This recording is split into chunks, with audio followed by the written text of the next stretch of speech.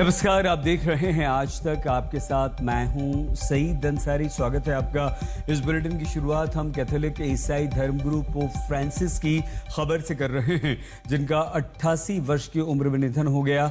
आज सुबह 7:35 पर पोप फ्रांसिस ने अंतिम सांस ली। पोप को 14 फरवरी को रोम के अस्पताल में भर्ती कराया गया था। उन्हें निमोनिया हो गया था, एनीमिया का इलाज भी चल रहा था। पोप की ब्लड टेस्ट रिपोर्ट में किडनी फेल होने के लक्षण भी दिखाई दे रहे थे और पोप फ्रांसिस पिछले कई दिनों से बीमार चल रहे थे। तो हालांकि कल वो ठीक नजर आ रहे थे। तो ईसाइयों के सबसे बड़े धर्मगुरु पोप फ्रांसिस का निधन हुआ। बीते दिनों वो बीमार थे, अस्पताल से डिस्चार्ज हुए थे और वेटिकन ने पोप फ्रांसिस के निधन की पुष्टि कर दी है। पोप फ्रांसिस पहले लैटिन अमेरिकी धर्मगुरु थे जो पोप के पद पर पहुंचे। 2013 में उन्हें पोप की उपाधि मिली थी। बतौर पोप अपने 12 वर्ष के कार्यकाल में पोप फ्रांसिस ने कई सारे महत्वपूर्ण कार्य किए। पोप फ्रांसिस का निधन जैसे ही ये खबर दुनिया में आई, पूरी दुनिया में शोक की लहर दौड़ गई। 17 दिसंबर 1936 में अर्जेंटीना के ब्यूनस आयर्स में उनका जन्म हुआ था और वो पोप की उपाधि पाने वाले पोप फ्रांसिस पहले जूसिस्ट थे। धर्म की राह पर आने से पहले पोप फ्रांसिस केमिकल टेक्नीशियन के तौर पर अपनी करियर शुरू की थी। फूड प्रोसेसिंग इंडस्ट्री में लंबे समय तक काम किया था। धर्म की तरफ उनका झुकाव बढ़ा, चर्च से जुड़े। पोप 21 साल के थे तो निमोनिया से पीड़ित हुए। उसके बाद फेफड़े का एक हिस्सा भी उनका खराब हो गया। 58 में ईसाई धर्म की एक परंपरा से जुड़े और धार्मिक शिक्षा देना शुरू किया। 1969 में वो पादरी बने और उसके बाद वो लगातार पोप के तौर पर अपना कार्य कर रहे थे। ईसाई समाज के सबसे बड़े धर्मगुरु थे। संजय शर्मा और आशुतोष मिश्रा दोनों हमारे साथ हैं। आशु, किस तरह से दुनिया भर से शोक की लहर की खबर अब आ रही है? दुनिया शोकाकुल है क्योंकि पोप के प्रति जो आस्था है सिर्फ कैथोलिक समाज की नहीं है सईद।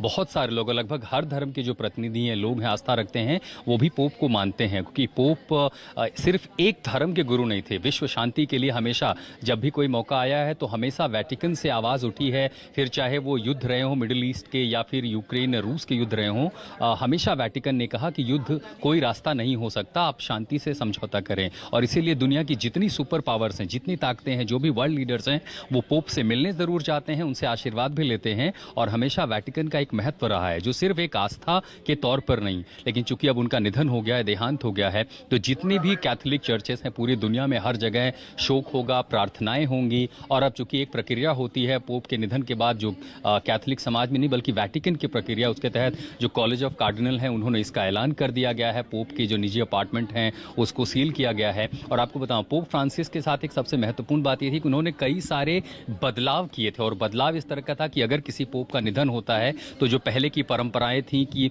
बहुत सारे हजारों की संख्या में लोग सड़कों पर होते थे और सेंट पीटर्स जो बेसिलिका है, जो जिसको वेटिकन के नाम से जानते हैं, कि वहां पर जिस तरह से तामझाम होता था, तो उसको लेकर के वो हमेशा संजीदा थे। तो उन्होंने कहा था कि 3 बड़े बड़े कॉफिन की जरूरत नहीं है। अगर उनका निधन होता है तो पोप को सिर्फ एक लकड़ी के कॉफिन में, जिस पर जिंक, जो उनके पारंपरिक चीजें निशानियां बनाई जाती हैं, सिर्फ उसका पालन किया जाए। बहुत ज्यादा लोगों को न बुलाया जाए। और जरूरी नहीं है कि वेटिकन में अगर जगह नहीं है तो वेटिकन में ही उनके शव को दफनाया जाए, उनके शरीर को वहां पर आखिरी विदाई दी जाए, बल्कि वेटिकन से बाहर भी वो किया जा सकता है। इन परंपराओं के साथ साथ 4 से 6 दिन का अमूमन समय तय होता है वेटिकन में पोप के निधन के बाद, जबकि रिचुअल शुरू होते हैं, प्रथाएं शुरू होती हैं, क्योंकि ये 4 से 6 दिन आखिरी दर्शन के लिए उनके जो सेंट बेसिलिका स्क्वायर है, सेंट पीटर्स बेसिलिका जिसको कहते हैं, वेटिकन की जो सफेद बिल्डिंग हमें दिखाई पड़ती है, वहां लोग अब उन्हें आखिरी विदाई देने जाएंगे। वेटिकन उसकी तैयारियां कर रहा है, वहां पर सफेद झंडा जो है लगा करके जानकारी दी गई है। तो अब स्थानीय लोग, बहुत जो विश्व प्रसिद्ध हस्तियां हैं, हर कोई वेटिकन पहुंचेगा, पोप को विदाई देगा। 6 दिनों बाद जो आखिरी प्रक्रिया है वो शुरू होगी। सही। संजय शर्मा भी हमारे संवाददाता हमारे साथ है। संजय, हम 2 बात आपसे समझना चाहते हैं यहाँ पर। एक तो जो परंपरावादी ईसाई हैं, पोप की के बीच जबरदस्त स्वीकार्यता थी, और दूसरा संजय, चर्च में सुधार को लेकर भी पोप फ्रांसिस ने बहुत काम किया। इन दोनों चीजों को एक साथ आप कैसे देखते हैं? 266वें पोप परंपरा में पोप फ्रांसिस हुए। 266 इन्होंने कुछ आगे बढ़कर कई सारी चीज़ों में हिस्सा लिया। आमतौर से जैसे समलैंगिकता है, इसको लेकर चर्च खुलकर चर्चा करने से बचता था, लेकिन उसको लेकर भी इन्होंने चर्चा की।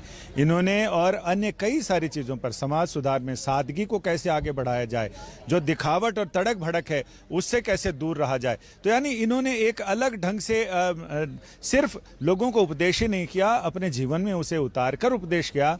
और उन्होंने, जैसा कि आशुतोष ने बताया, कि उन्होंने पहले ही कह दिया था कि पोप के निधन पर जितना तामझाम किया जाता है उसे मिनिमाइज कर दिया जाए, और एक विशेष वहां पर कब्रिस्तान है जिसमें दफनाया जाता है पोप। अब तक के जितने पोप हुए उनको दफनाया गया। इन्होंने कहा कि अगर वहां पर जगह की कमी हो तो उन्हें रोम से बाहर भी दफनाया जा सकता है। तो इन्होंने युद्ध हो, शांति हो, उस समय आगे बढ़कर लोगों को इस बारे में प्रेरणा दी और ये कहा कि लोग सिर्फ शांति और मानवता का संदेश दिया। चाहे वो युद्ध के समय भी उन्होंने कहा कि युद्ध किसी भी समस्या का हल नहीं है।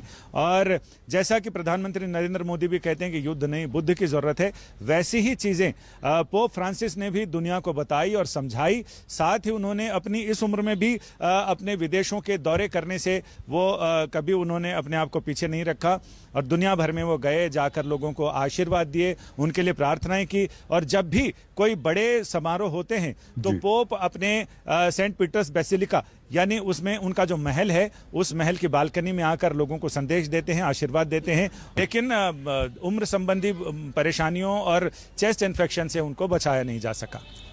बहुत धन्यवाद संजय शर्मा और आशुतोष मिश्रा, हमारे दोनों संवाददाता हमारे साथ हैं। हम रुक रहे हैं यहाँ एक बहुत छोटे से ब्रेक के लिए। आप प्लीज अपना बहुत ख्याल रखिएगा, देखते रहिए आज तक।